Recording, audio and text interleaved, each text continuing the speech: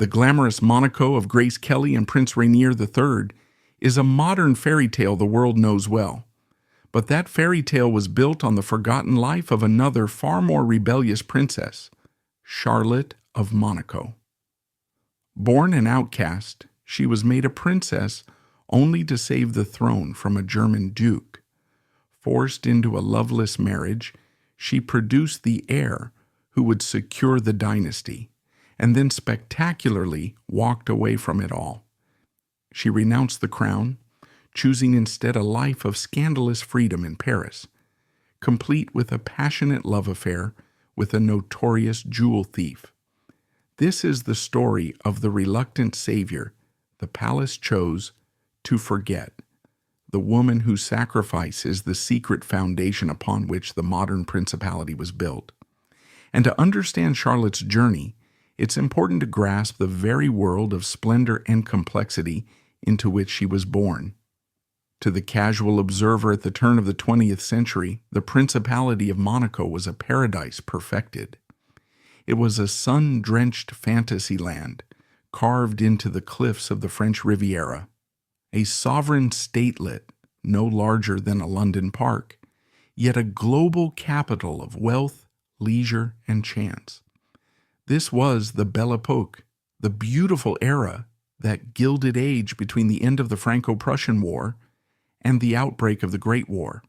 And nowhere was the era's beauty, its excesses, and its underlying anxieties more concentrated than on this tiny patch of Mediterranean coast.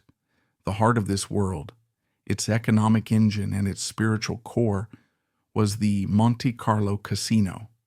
Opened in the 1860s by the brilliant impresario François Blanc, a man who had been run out of Germany for his gambling operations, the casino was a masterpiece of opulent, unapologetic capitalism. Its architect was Charles Garnier, the same man who designed the Paris Opera, and he brought the same theatrical beaux art grandeur to Monte Carlo. This was not merely a building for gambling. It was a temple dedicated to the goddess of fortune. Its lavish halls were adorned with sculptures, allegorical paintings, and ceilings dripping with gold leaf. It was a secular cathedral where the only sins were caution and poverty. Day and night, its rooms were a magnet for the world's elite. Russian grand dukes, their pockets lined with the wealth of an empire, on the brink of collapse, would routinely lose fortunes at the baccarat tables. American industrialists, the newly minted millionaires of the Gilded Age, arrived on their massive yachts to test their nerve. British aristocrats seeking refuge from the dreary weather and stricter morals of home made Monte Carlo their winter playground. And alongside them moved the famous courtesans of the age, the Grande Horizontale, women like La Belle Otero and Liane de Pougy, who were as much a part of the spectacle as the gaming itself, their presence adorned with jewels gifted by smitten kings and financiers. The air was thick with perfume, cigar smoke, and the rustle of banknotes. The soundtrack was the murmur of a dozen languages, the clatter of the roulette wheel, and the quiet, devastating pronouncements of the croupiers. Rien ne va plus. Nothing more goes. This glittering world, however, was built on a fragile foundation. The 1861 Franco-Monegasque Treaty had formally recognized Monaco's sovereignty, but at a price. The Principality had ceded the vast majority of its territory, the towns of Menton and Roquebrune, to France in exchange for its independence and a handsome payment. Crucially, the treaty established Monaco as a French protectorate. It was an independent state, but one that lived under the shadow and implicit control of its powerful neighbor. France controlled its foreign policy and had the right to intervene if the stability of the Principality or French interests were threatened. This political reality was the ever-present ghost at the Belle Époque feast. While fortunes were won and lost inside the casino, the ultimate fate of Monaco was a game being played in the corridors of power in Paris. Presiding over this paradoxical kingdom was a man who seemed in many ways utterly at odds with it. Prince Albert I was not a playboy prince. He was a serious intellectual and deeply respected man of science. His true passion was not the gaming tables, but the deep, uncharted waters of the world's oceans. He was a pioneer in the field of oceanography, a respected marine biologist who spent months, sometimes years, at a time on his state-of-the-art research yachts, the Princess Alice, and later the Hirondelle II. He led expeditions from the Arctic to the Azores, developing new techniques for deep-sea exploration and making significant discoveries about marine life. The renowned Oceanographic Museum, which he founded and perched dramatically on the cliff face of the rock, was his true legacy, a testament to his scientific vision. In many ways, Prince Albert embodied the contradictions of his realm. He used the tainted profits from the casino, a place he personally disliked, to fund his noble scientific endeavors. He was a pacifist who founded the International Institute for Peace, even as his principality was becoming a hotbed of international espionage, a neutral ground where spies from across Europe could gather and observe one another. He was a progressive ruler who granted Monaco its first constitution in 1911, yet he was bound by dynastic laws that were as rigid and unforgiving as any in Europe. His personal life was equally fraught. His first marriage to the Scottish aristocrat Lady Mary Victoria Douglas Hamilton had been an unmitigated disaster. Arranged for dynastic purposes, it was a loveless match that produced an heir, Louis, but ended in a swift annulment. His second marriage to the American heiress Alice Heine was a passionate affair that brought great wealth to the principality, but eventually collapsed under the weight of court intrigue and public scandal. By the turn of the century, Prince Albert was a lonely, somewhat disillusioned figure, a scholar king ruling a frivolous kingdom, with his only son and heir, an estranged, rebellious figure who wanted nothing to do with the throne. This son, Prince Louis, had chosen a life as far from the gilded cage of Monaco as one could possibly imagine, and it was his choices that would inadvertently set the stage for the greatest crisis in Monaco's modern history. Hereditary Prince Louis was a man forged in fire and dust, not in the perfumed air of a royal court. From a young age, it was clear that he was cut from a different cloth than his scholarly father. He was restless, pragmatic, and possessed a deep-seated disdain for the pomp and circumstance of his birthright. Where Albert saw a world to be studied, Louis saw a world of action. Feeling stifled and alienated by the rigid protocol of Monaco and his difficult relationship with his father, he did what many young disaffected aristocrats of his era did. He ran away to join the army. But Louis did not choose a cushy post in a fashionable Parisian regiment. He chose the French Foreign Legion. This was a decision of profound significance. The Legion was and is a legendary fighting force, a corps romanticized for its brutal training, its iron discipline, and its promise of a new identity for men seeking to escape their past. It was a haven for adventurers, debtors, and romantics, a place where a man was judged not by his name, but by his ability to march, to fight, and to survive. For a European prince to voluntarily submit himself to this life was almost unheard of. It was an act of supreme rebellion against his destiny. He was posted to French Algeria, the crown jewel of France's colonial empire. Life there was a world away from the manicured gardens of Monte Carlo. It was a land of stark, sunburnt beauty and deep-seated political tension. The French presence was a complex tapestry of military garrisons, colonial administrators, and European settlers known as pieds noirs, living alongside the native Arab and Berber populations. For Louis, the Legion provided a sense of purpose and camaraderie he had never found in the palace. He was a natural soldier, brave, respected by his men, and a capable officer. He fought in colonial campaigns, earning decorations for his valor and rising through the ranks. For a decade, he built a life for himself under the hot Algerian sun, a life of military duty that was authentic and real in a way that his royal inheritance had never been. It was in this world that he met Marie-Juliette Louvet. She was not an aristocrat. She was not an heiress. She was a working woman, a striking beauty with a fiercely independent spirit. Her exact history is shrouded in the mists of time and palace discretion. Official accounts are scarce. She's been described as a cabaret singer, a seamstress, and even a laundress for Louis's regiment. Whatever her profession, she was a woman of the people, living by her wits and her charm in the bustling colonial city of Constantine.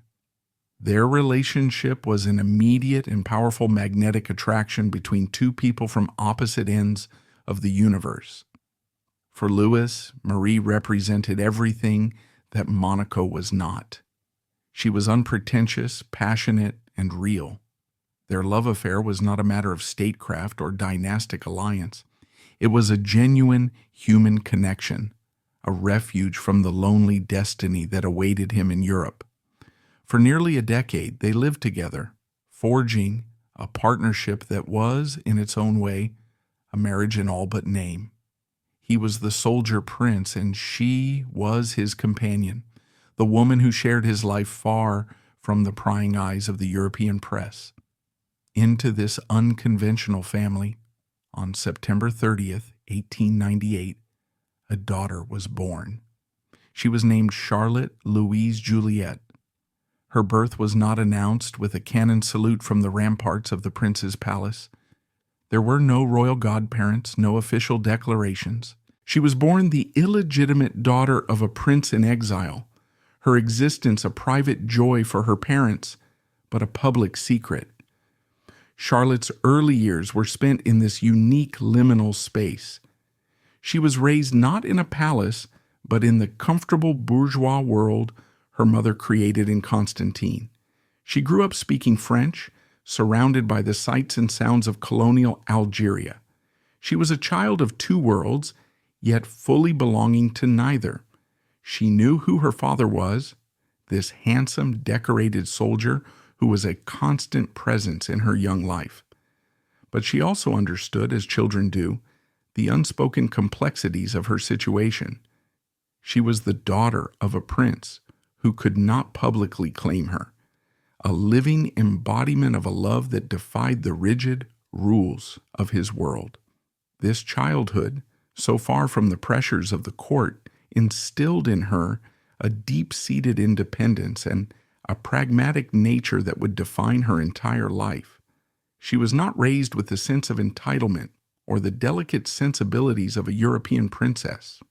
She was raised on the periphery, an observer of power rather than a participant.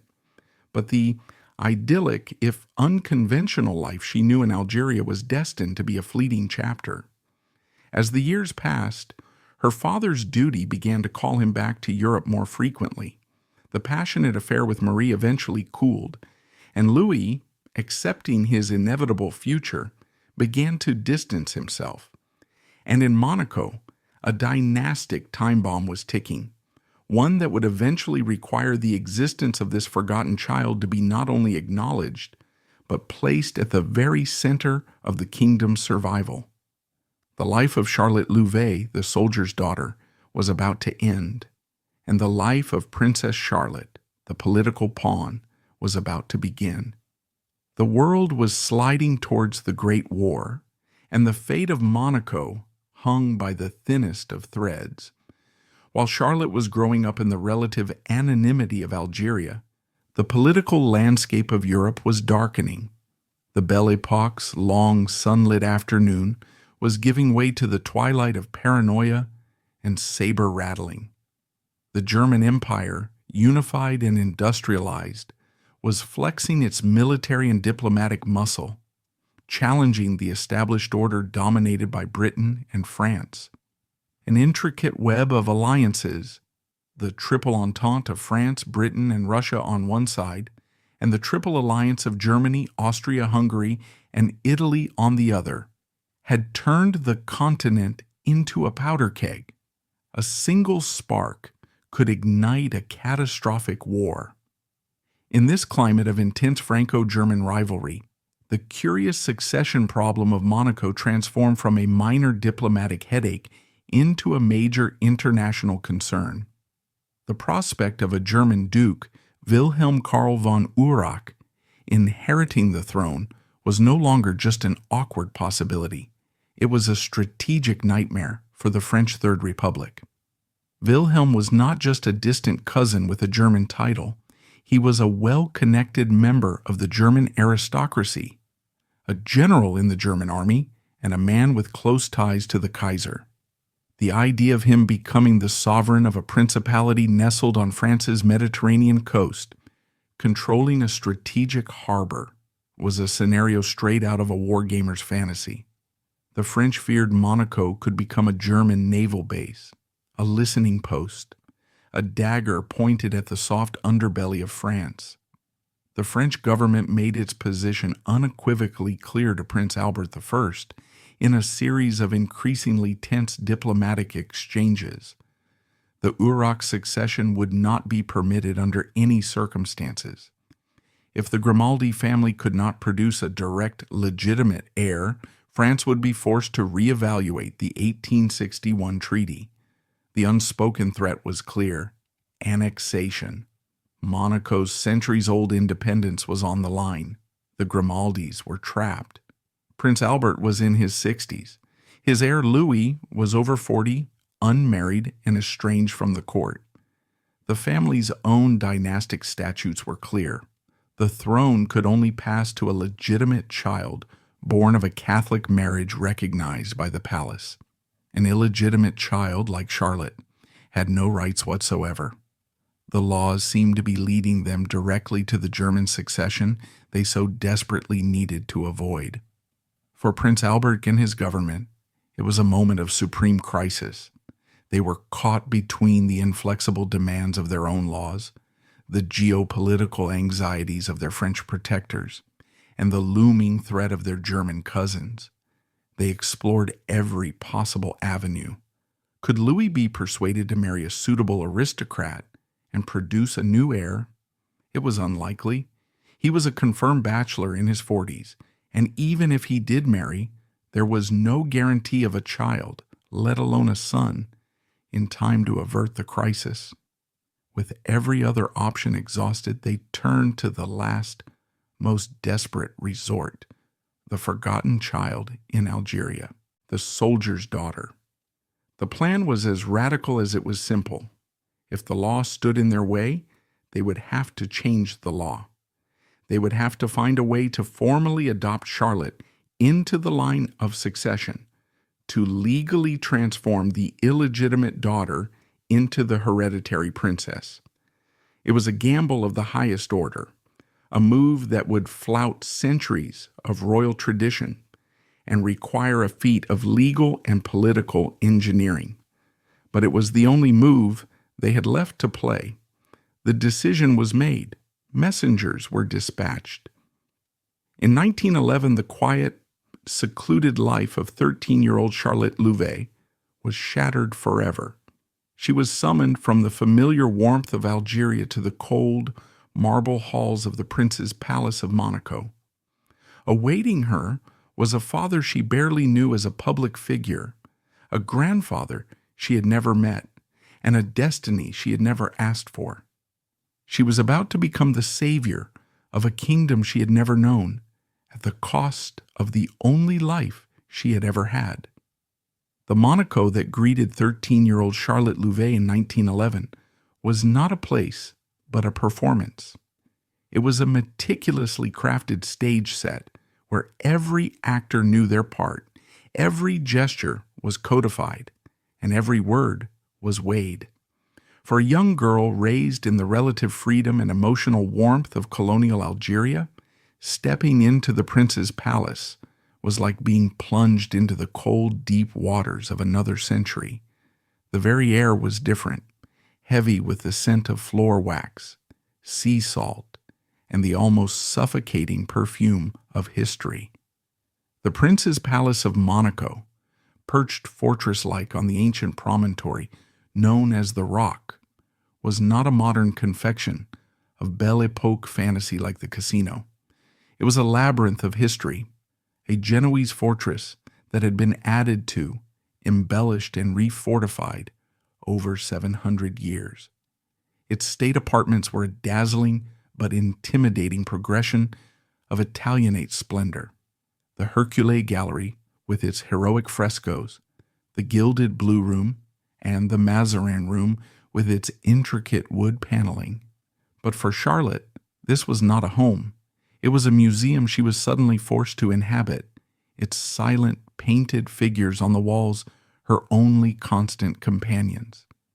The protocol that governed life within these walls was as rigid and unforgiving as the stone fortifications themselves.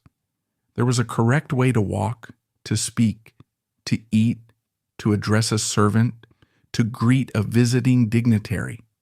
For a teenager who had known only the informalities of a provincial life, it was a terrifying and alien language she was expected to learn overnight. Her encounters with the family she was meant to complete were exercises in formal restraint. Her grandfather, the reigning Prince Albert I, was a remote and formidable figure. He was a man in his 60s with a sovereign's bearing and an intellectual's preoccupation. He would have viewed Charlotte not through the warm lens of a doting grandfather, but through the cold, pragmatic prism of statecraft. She was the solution to his most pressing political problem, a living, breathing dynastic maneuver. Their interactions were likely brief, formal, and conducted in the hushed tones of the court. He was the prince, she was his ward, he was the scientist, she was the subject of a strange political experiment. There was little room for the simple affection a young, displaced girl would have desperately needed. Her relationship with her father, Prince Louis, underwent a profound and difficult transformation.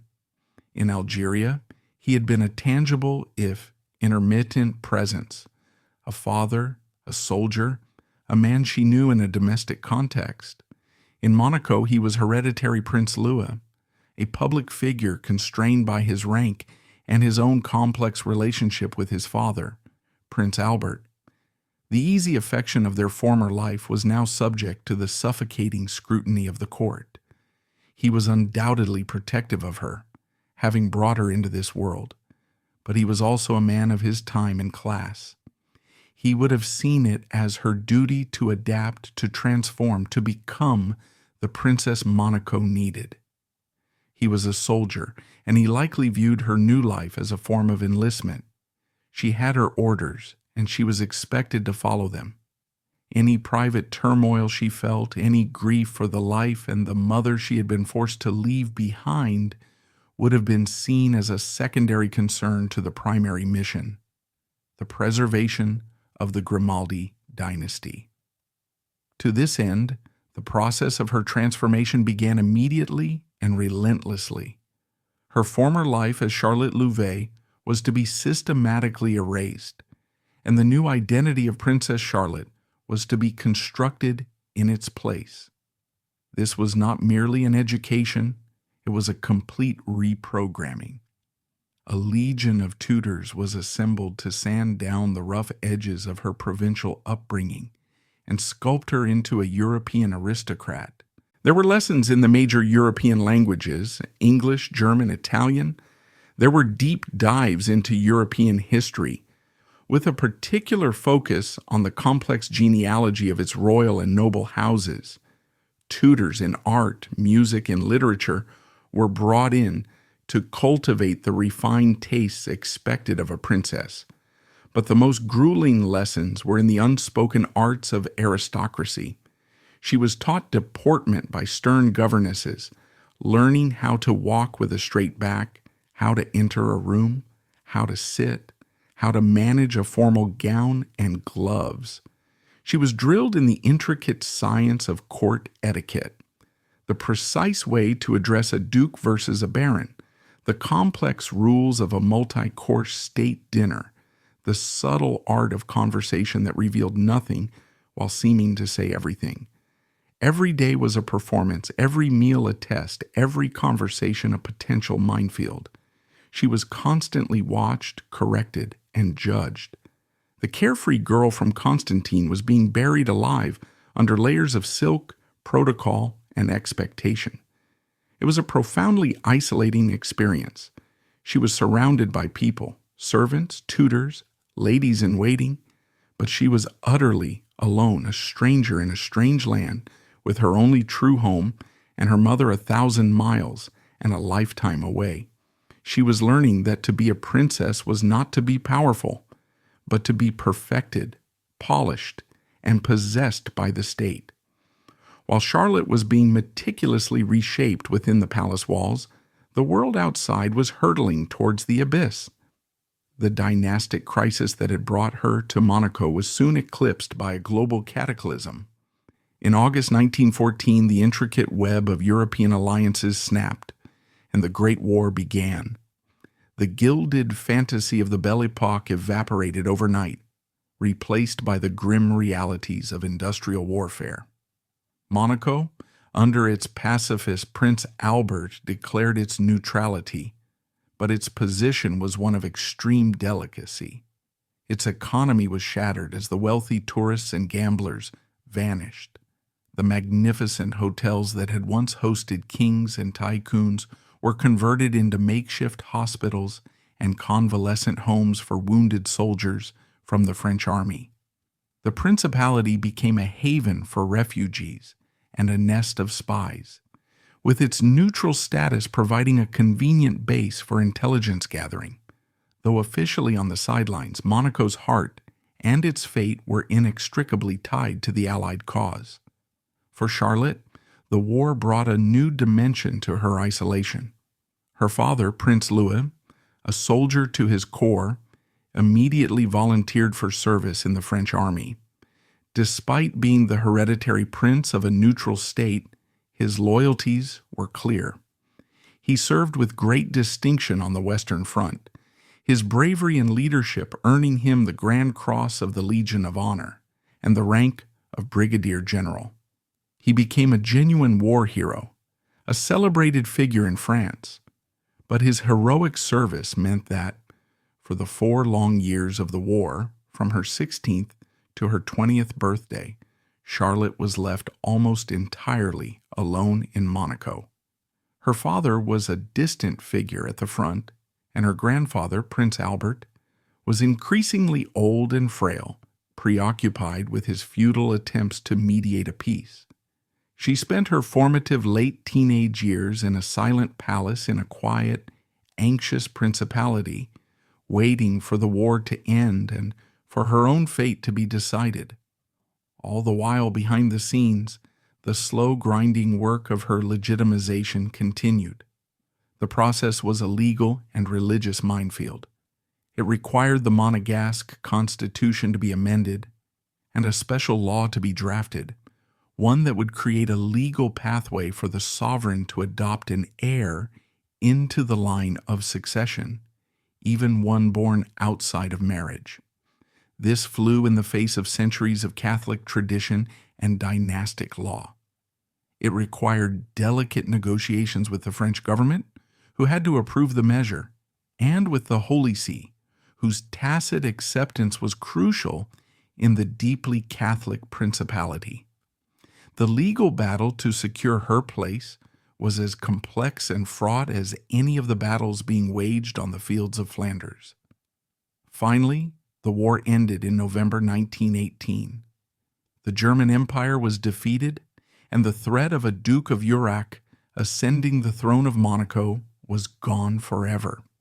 Yet the need for a clear and undisputed line of succession remained paramount for the stability of the post-war principality. The legal process, set in motion years before, reached its conclusion. In Paris on May 16, 1919, in a formal legally binding act, Prince Louis, the decorated war hero, officially adopted his own 21-year-old daughter. The next day, his father, Prince Albert I, conferred upon her the traditional title of the Grimaldi heir, Duchess of Valentinois. At long last, it was done. She was no longer Charlotte Louvet, the illegitimate girl from Algeria. She was Her Serene Highness, Princess Charlotte, the undisputed heir to the Monegasque throne after her father. For the dynasty, it was a moment of ultimate triumph, a crisis brilliantly averted. But for Charlotte, it must have felt like the final click of a lock on her gilded cage. For 8 years, her status had been ambiguous. Now, it was terrifyingly certain. The law that had made her a princess now obligated her to fulfill the final, most crucial part of her duty. She had secured the present. Now she had to secure the future. The state, having made her its princess, now required a prince for her. The search for a husband for Princess Charlotte began almost immediately. The criteria were as specific as they were impersonal. He had to be of suitably high aristocratic birth, a Catholic, and from a family that would not present a political complication for Monaco or its French protectors. Most importantly, he had to agree to the ultimate dynastic sacrifice. He would be required to renounce his own surname and titles, take the name Grimaldi, and accept the role of Prince Consort, a position of immense prestige but very little actual power. His primary and indeed sole purpose would be to father the next generation of heirs. This was not a search for a romantic partner. It was a casting call for a genetic and political necessity. After a careful survey of the available European nobility, the choice fell upon Count Pierre de Polignac. On paper, he was a perfect candidate. The de Polignac family was one of the oldest and most distinguished in the French aristocracy, their lineage stretching back 1,000 years. His great-great-grandmother had been the infamous Duchesse de Polignac, the closest friend and confidant of Queen Marie Antoinette, a connection that lent the family an almost mythical aristocratic glamour. Pierre himself was 24 years old, devastatingly handsome, impeccably educated, and possessed of a sophisticated charm. He was a celebrated figure in the elite artistic and literary salons of post-war Paris, a friend to luminaries like Marcel Proust and Jean Cocteau. He was the epitome of the cultured, aesthetic aristocrat. But beneath this polished surface lay complexities that the palace in its dynastic expediency chose to overlook. It was an open secret in the circles in which Pierre moved that he was homosexual. In an era when such things were never publicly acknowledged, especially in noble families, his preferences were well known and accepted within his sophisticated set. For the Monegasque court, this fact was likely considered an irrelevant private matter. The concept of a mariage blanc, a white marriage, one of convenience rather than passion, was a long-standing tradition in European aristocracy. The expectation was brutally simple. Pierre would be capable of performing his procreative duty to secure the dynasty, and whatever he did in his private life thereafter was his own affair. For Charlotte, this must have been a devastating realization.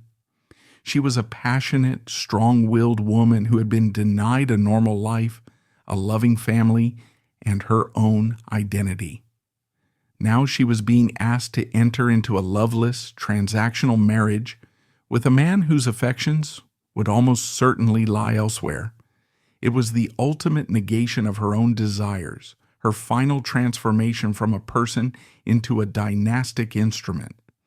Their courtship, such as it was, would have been a series of highly chaperoned formal meetings. It was a negotiation, not a romance. Pierre, for his part, was ambitious. The marriage offered him a spectacular elevation in status, from a mere count to a serene highness, a reigning prince of Monaco. It was a bargain he was willing to make.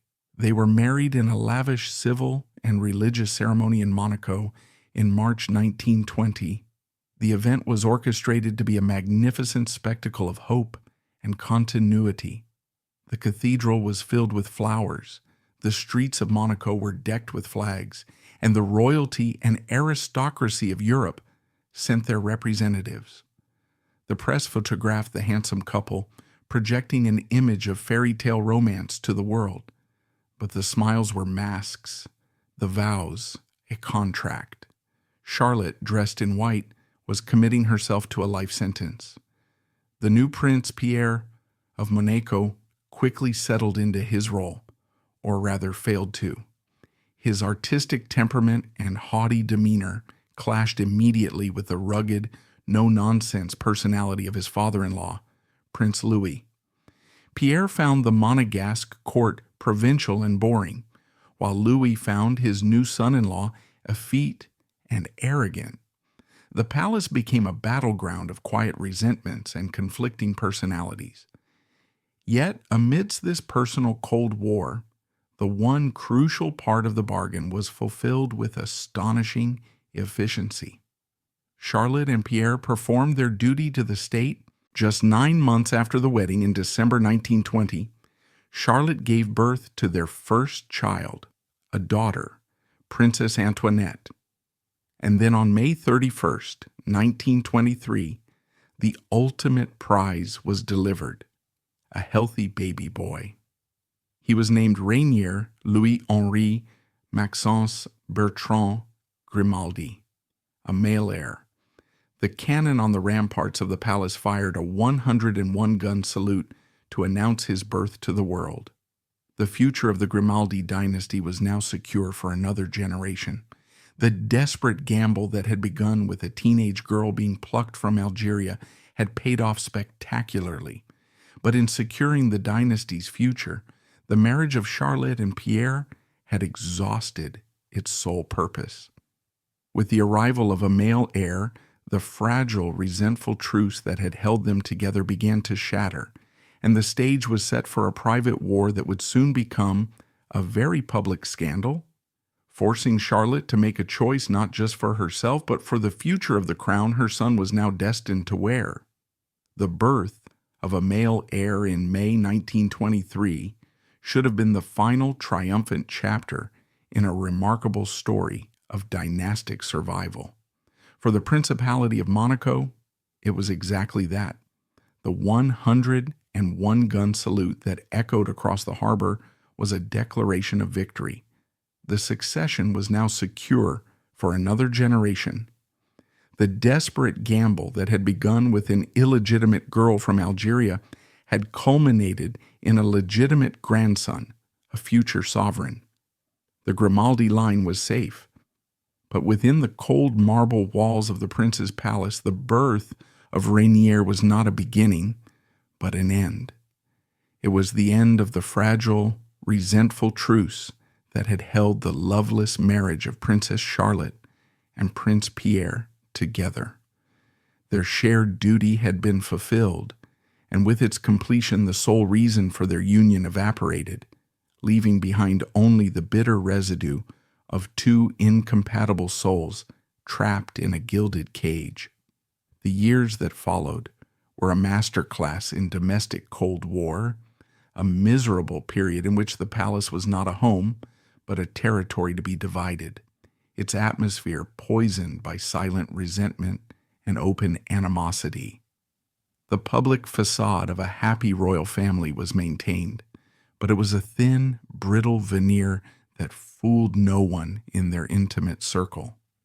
For Charlotte, the relief of having done her duty was quickly replaced by the suffocating realization that her life was now a gilded prison with no purpose. She had been the centerpiece of a grand dynastic plan, but now that the plan had succeeded, she was becoming a decorative afterthought. She was the hereditary princess, a title of immense prestige, but she held no real power.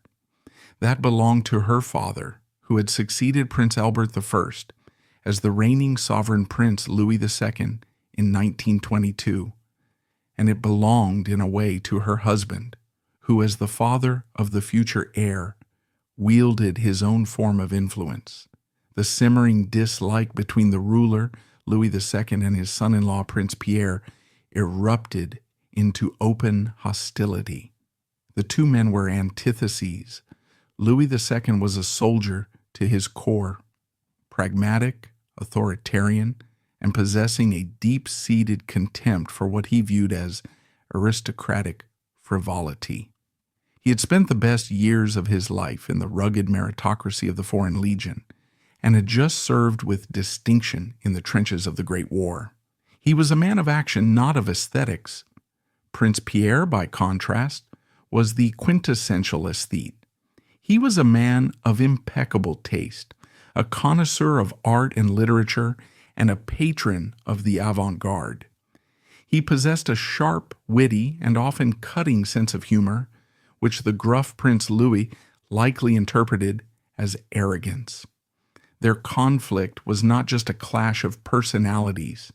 It was a battle for influence over the cultural and social life of the Principality. Pierre, with his sophisticated Parisian connections, sought to transform Monaco into a hub of high culture. He became a great patron of the arts, most notably of Sergei Diaghilev's legendary ballet Russe, which he helped to re-establish in Monte Carlo after the war. He founded the Société des Conférences to bring the leading intellectuals and writers of France to speak in Monaco. In his mind, he was elevating the Principality, giving it a cultural legitimacy beyond the gaming tables. To Louis II, however, this was all pretentious nonsense, a waste of time and money. Worse, he saw it as his son-in-law overstepping his bounds, attempting to carve out his own fiefdom within the palace. Their arguments were said to be frequent and bitter, with Charlotte often caught in the crossfire. Initially, she sided with her father. Her own relationship with Pierre had been cold from the start, and his difficult personality and rumored indiscretions gave her little reason to defend him. But her alliance with her father was also a form of entrapment. Louis II, accustomed to military command, ran his family as he had run his regiment. He was domineering and expected absolute obedience. Charlotte, possessed of a fiery, independent spirit forged in her unconventional childhood, chafed under his authoritarian control. She found herself in an impossible position, alienated from her husband and suffocated by her father. The palace was a battleground, and she had no allies. The misery of their private life began to bleed into their public duties. On official outings, at charity galas or state receptions, the couple would arrive together, their faces frozen in the rigid smiles of royal protocol. Photographs from the era are telling. There is a palpable distance between them, a lack of warmth or spontaneous affection. The gossip columns in Paris and London, always hungry for royal scandal, began to hint at the deep rifts within the Monegasque royal family. The fairy tale marriage that had secured a dynasty was now a very public spectacle of unhappiness. It was inevitable that both Charlotte and Pierre would seek solace, affection, and a semblance of a real life outside the confines of their marriage. Pierre continued his discreet life, finding companionship in his artistic and male-dominated circles. For Charlotte, a woman starved for genuine passion, the temptation to look elsewhere was overwhelming. She was still young, beautiful, and possessed of a restless, romantic spirit. Whispers of her own affairs began to circulate, stories of liaisons that were a desperate search for the human connection her marriage so profoundly lacked. The union had become a hollow sham, a performance for the state, and both actors were beginning to forget their lines, seeking improvisation in the wings. The breaking point was no longer a question of if, but when. By the end of the 1920s, the situation inside the prince's palace had become utterly untenable. The daily friction, the public pretense, and the private loneliness had ground Charlotte down. The life she was leading was a negation of her very being.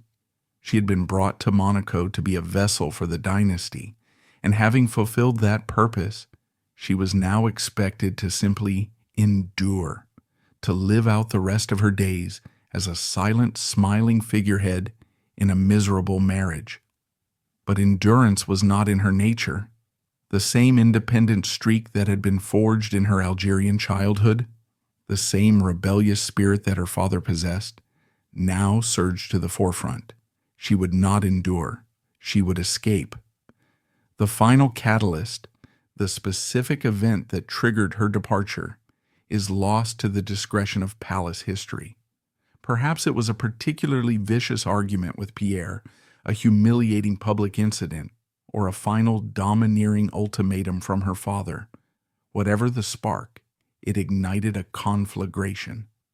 In 1930, Princess Charlotte made a decision that was not just scandalous, but seismically radical for a woman of her station and time. She left. She packed her bags, walked out of the palace, and abandoned her life as the hereditary Princess of Monaco. This act cannot be overstated in its audacity. In the deeply conservative Catholic context of European royalty in the 1930s, divorce was a profound scandal, an admission of dynastic failure. For the direct heir to a throne to not only seek a divorce but to physically abandon her post was almost unthinkable. It was a flagrant rejection of the sacred duties of rank and birth. It was a choice for personal happiness over public responsibility, a sentiment that the ruling houses of Europe neither understood nor tolerated. But Charlotte had reached a point where the cost of staying was higher than the price of leaving. She was choosing to save herself. The most agonizing dimension of this choice, the part that would haunt her and shape the lives of her children forever, was that she could not take them with her. Princess Antoinette was 10 and Prince Rainier was 7. They were not simply her children, they were the children of Monaco, the direct line of succession. In the cold legal and political reality of the situation, they belonged to the state and to the crown. Their custody would have been non-negotiable. They would remain in Monaco, to be raised by their father, Prince Pierre, and their grandfather, the sovereign, Prince Louis II. The psychological toll of this separation is immeasurable. For Charlotte, the decision to leave her children behind must have been a wound that never healed, a sacrifice of maternal instinct on the altar of personal survival. For the young Antoinette and Rainier, their mother's abrupt departure was a formative trauma, an abandonment that would profoundly affect their relationship with her for the rest of their lives. They were left to grow up in a fractured, often loveless environment, caught between a remote authoritarian grandfather and a father who, despite his love for them, was often struggling with his own difficult position. Charlotte's great escape was her children's great loss. She fled to the one place that offered the promise of a new beginning, Paris. For a woman of her means and title, the French capital was a sanctuary. It was a city large enough to offer a degree of anonymity, and its sophisticated worldly society was far less judgmental than the claustrophobic court of Monaco. It was a place where she could finally be the author of her own life, not a character in a script written for her by others. She was still a princess, still the Duchess of Valentinois, but she was now a princess in exile, a runaway heir. The formal process of her separation and divorce would take years of delicate legal negotiation, but her physical and spiritual break was complete. She had escaped the gilded cage. Now she had to build a new life in the wilderness of her newfound freedom, and she would do so in a way that would scandalize Europe and solidify her legend as the ultimate royal rebel. Upon arriving in Paris, Charlotte did not retreat into a quiet, secluded life. Instead, she embraced her freedom with a vengeance. She was, for the first time, the mistress of her own destiny, with access to a considerable fortune and a title that opened every door. She established herself at the Château de Marché, a magnificent and historic estate in the Picardy region, just northeast of Paris. The chateau, owned by the Grimaldi family for generations, was a sprawling property surrounded by forests and lakes. It was her ancestral home, but she would transform it from a forgotten country seat into the headquarters for her new life, a court of her own making that operated by her rules alone. The world she curated for herself was a universe away from the stilted formality of Monaco. She surrounded herself with artists, writers, intellectuals, and free thinkers. Her salon became a vibrant hub of Parisian cultural life, a place where sharp wit and bold ideas were valued more than ancient lineage or stuffy protocol. She had a keen mind and a sharp tongue, and she thrived in this environment of intellectual ferment. She was finally able to be the woman she was meant to be, intelligent, engaged, and in control. While she built this new life, the messy business of her divorce proceeded. It was a delicate affair, handled largely behind the scenes to minimize public scandal. It was finally granted by an ordinance from her father, Prince Louis II, in February 1933. The terms were a carefully crafted compromise. Pierre was allowed to retain his title as a Prince of Monaco, a concession likely made to preserve the dignity of the father of the future sovereign. His official duties, however, were curtailed, and his influence within the palace was greatly diminished. He would remain in Monaco, a somewhat peripheral figure, dedicated to the arts and the upbringing of his children. The formal tie was severed. Charlotte was, at last, a truly single woman. It was during this period of exhilarating liberation that she met the man who would come to define her reputation as the ultimate royal rebel. His name was René Girrier, but he was known to the French public and the police as René le Can, René the Cane, a nickname derived from the elegant walking stick he always carried. He was not an artist or an intellectual. He was a famous and incorrigibly charming jewel thief, a legend in the Parisian underworld, the milieu. He was handsome, charismatic, and had a reputation for daring heists and narrow escapes from the law. He had spent a considerable amount of his life in prison, a fact that only seemed to add to his roguish allure. The story of how a Serene Highness met a notorious ex-convict is the stuff of romantic fiction. They were from two different worlds that should never have collided, but in the fluid post-war society of Paris, where the lines between the aristocracy and the demi-monde could sometimes blur, their paths crossed. The attraction was immediate, powerful, and utterly defiant of convention. Their love affair became one of the great scandals of the era. It was a story eagerly seized upon by the press, a real-life melodrama that captivated the public. The Princess and the Thief. For the royal houses of Europe and the stuffy guardians of high society, it was an unforgivable breach of decorum, a disgrace to her name and title. Her father, Prince Louis, was reportedly incandescent with rage.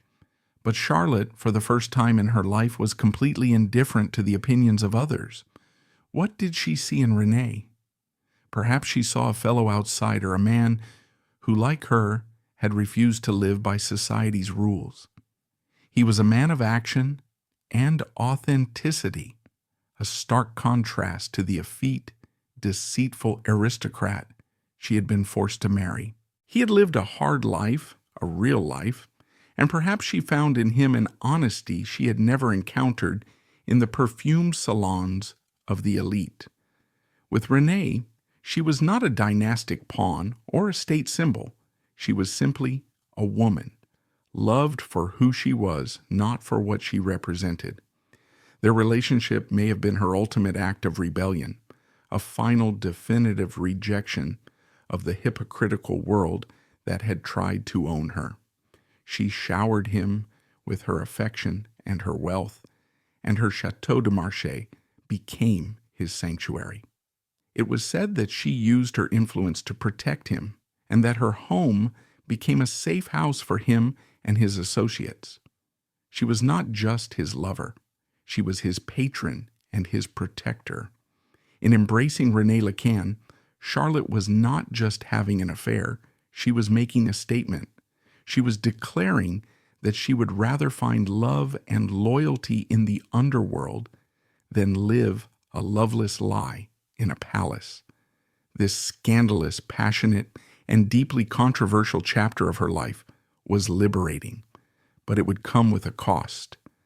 As her son grew towards manhood back in Monaco, his mother's notorious reputation was becoming a shadow that could no longer be ignored, a final complication that would require one last act of dynastic sacrifice. The 1930s, the decade of Charlotte's exhilarating and scandalous freedom in Paris, gave way to the grim jack-booted march of the 1940s.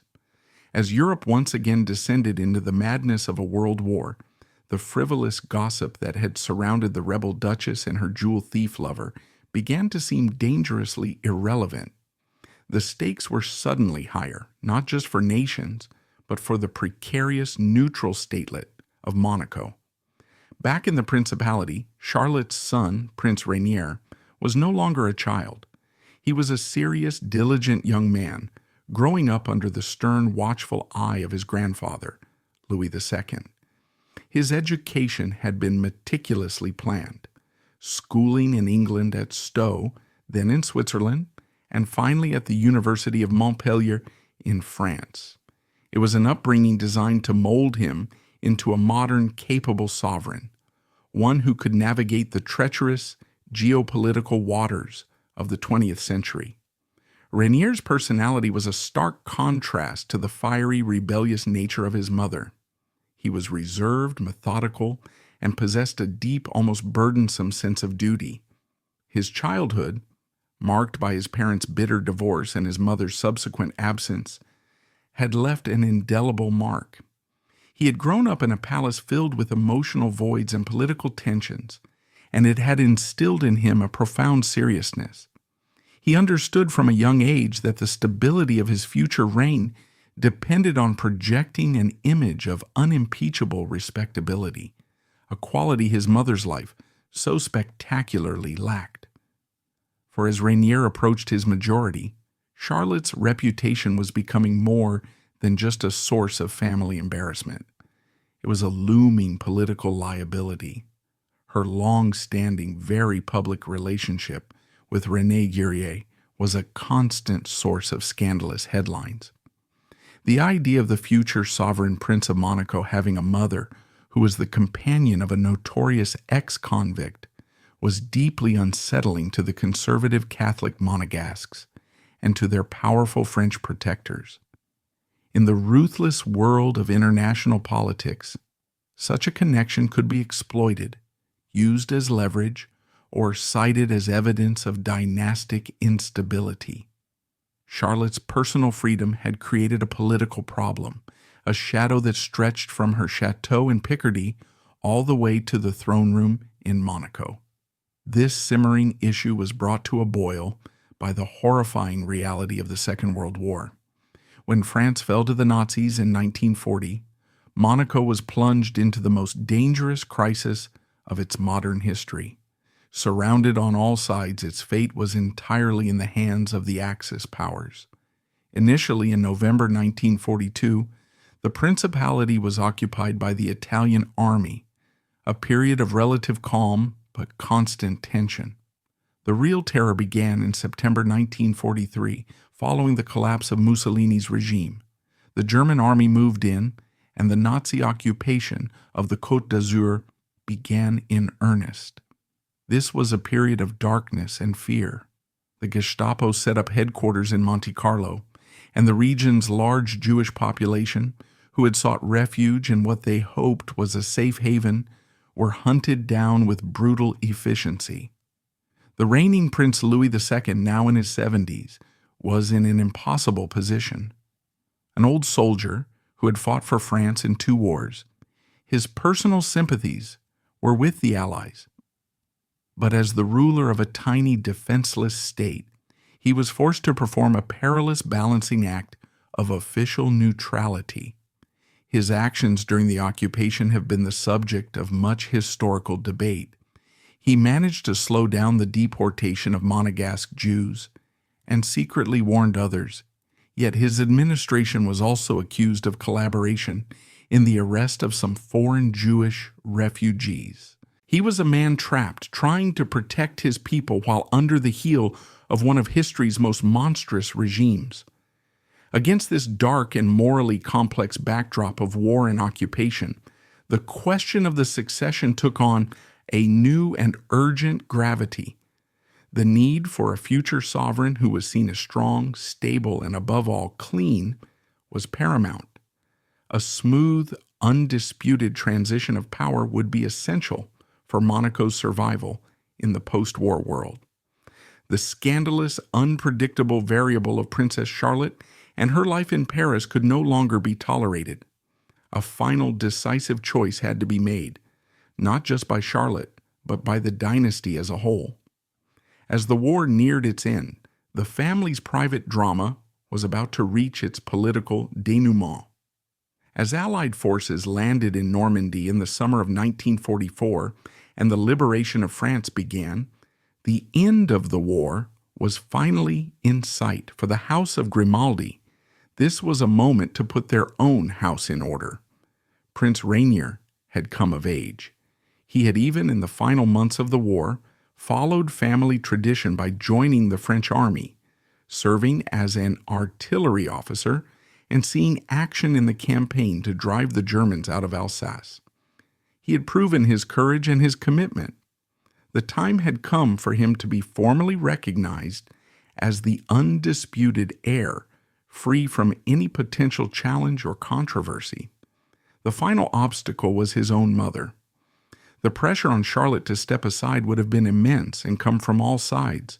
Her father, Louis II, was an old man, weary from the war, and eager to secure his legacy by ensuring a smooth transition to his beloved grandson.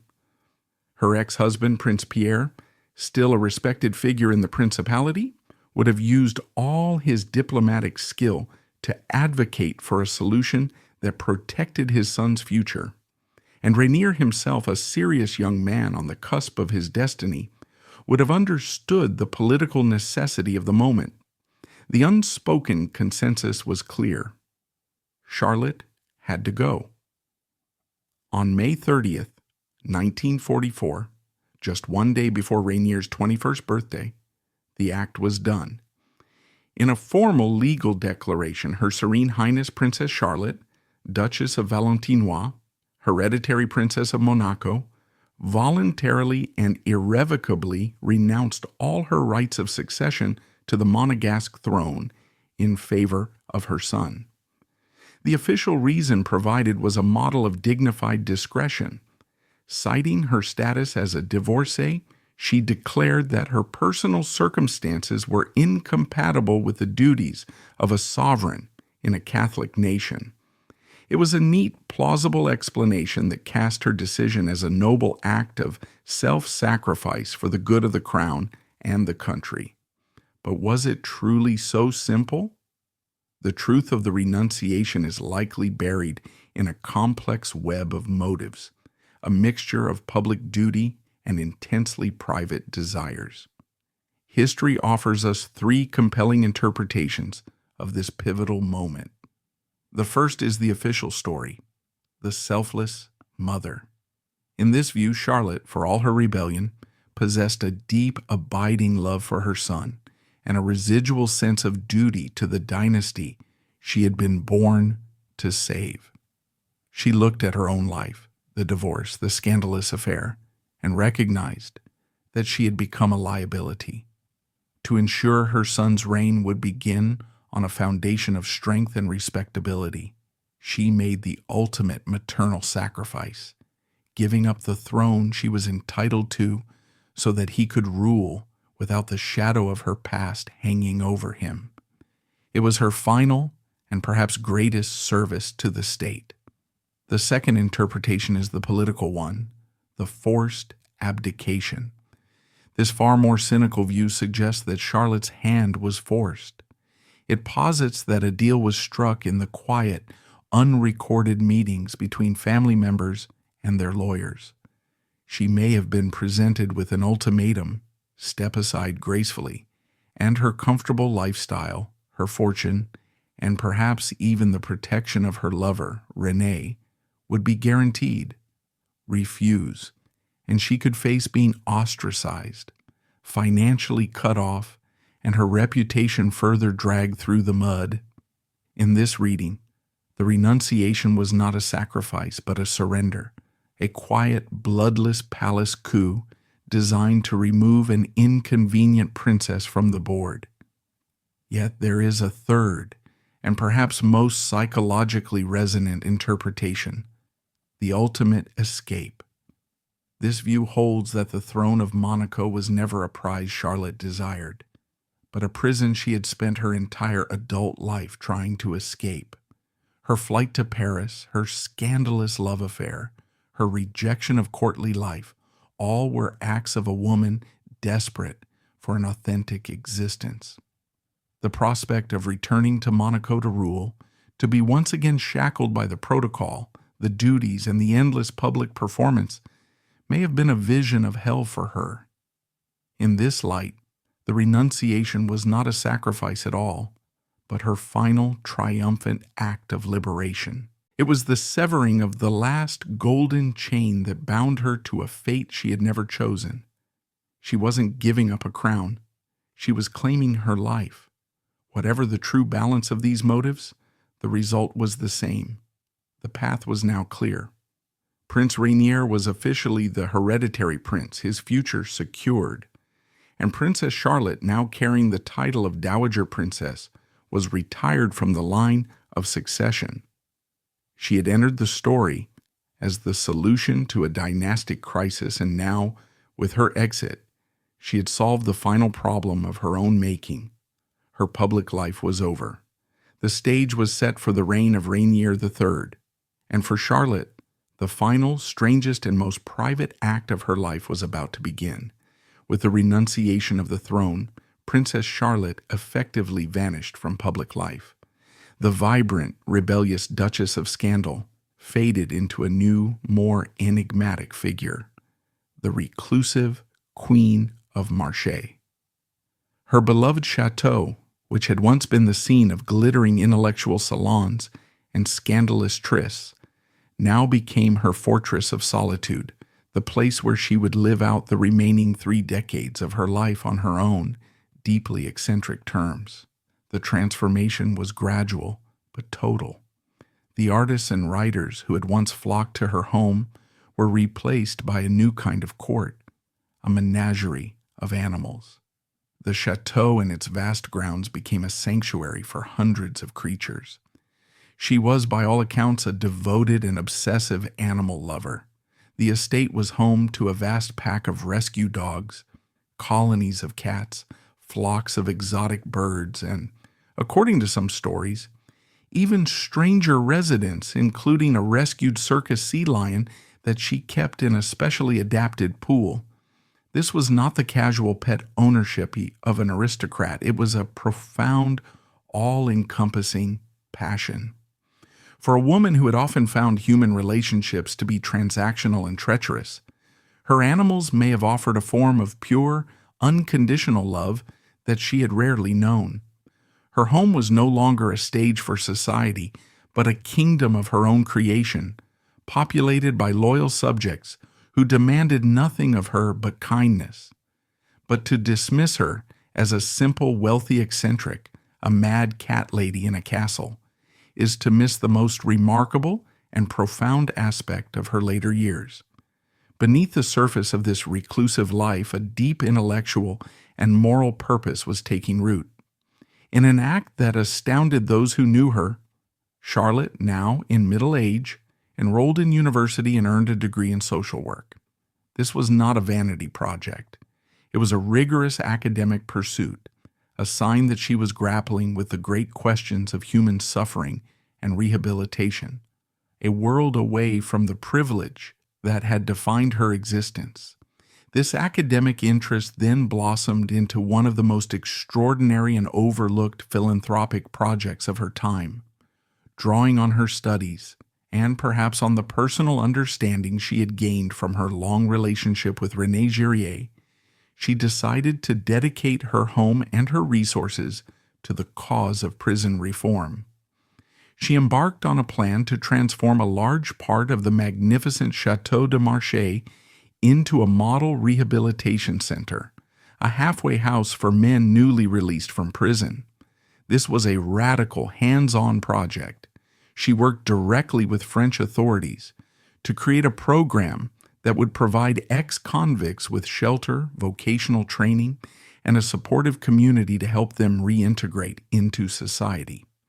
In one of the most surreal and moving images from her life, this Serene Highness, a princess of one of Europe's oldest dynasties, personally oversaw the project, living on her estate amongst the very men that society had cast out.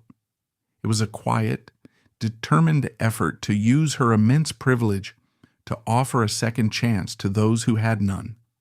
It was a profound act of empathy, a testament to her belief that no one should be defined by their worst mistakes, a belief she had lived out in her own controversial private life.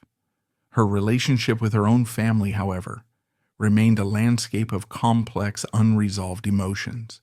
She was a visitor to the new Monaco that her son was building. She attended his 1956 wedding to Grace Kelly, a dignified but distant figure at the wedding of the century. One can only imagine the thoughts that passed through her mind as she watched the beautiful, poised Hollywood star seamlessly step into the role of princess that she herself had so violently rejected.